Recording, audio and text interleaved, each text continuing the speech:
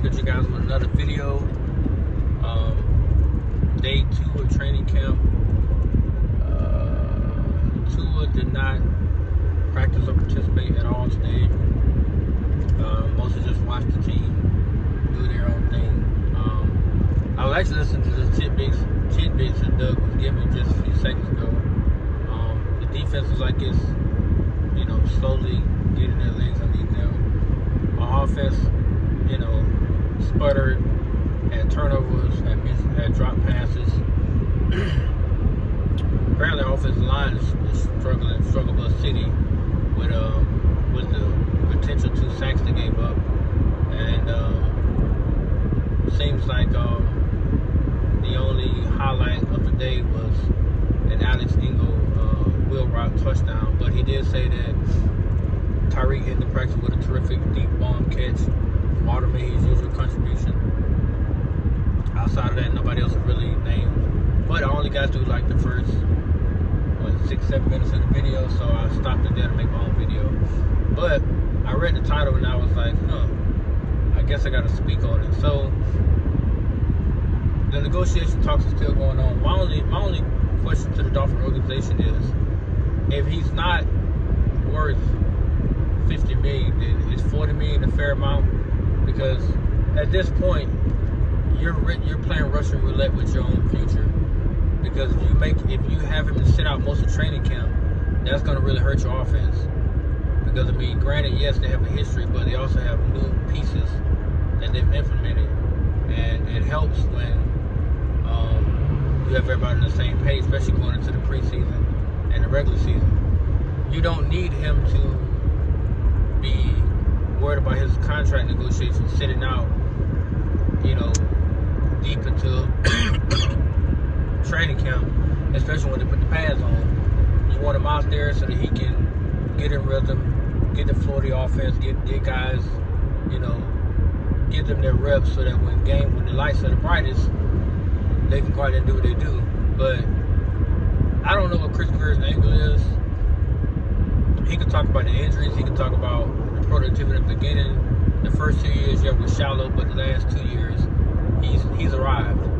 So where's the confusion and the hesitation coming from? Because you've given Tyreek guaranteed money. Water got his guaranteed money. Why are you not showing up the quarterback? Better yet, the real question is, so what is your replacement for him?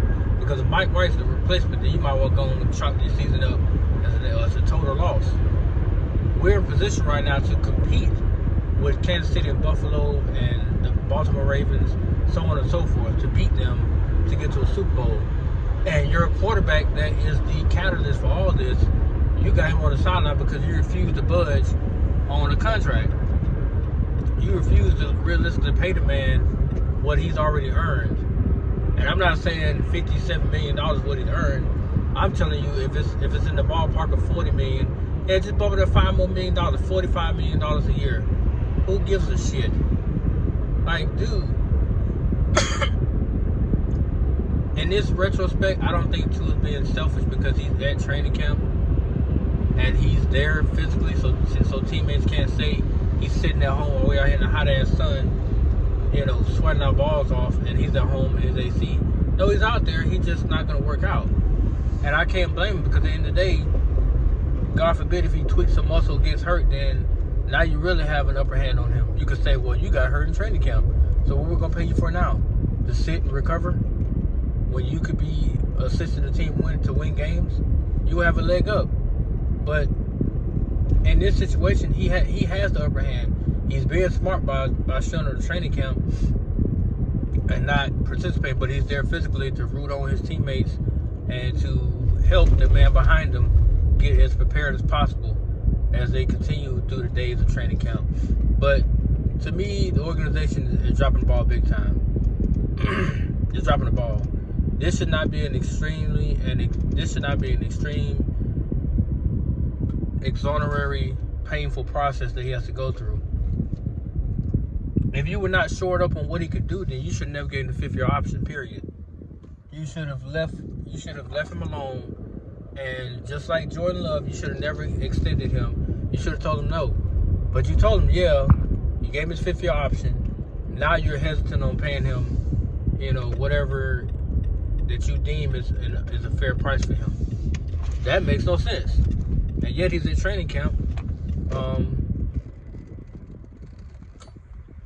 What the fuck, dude? For real?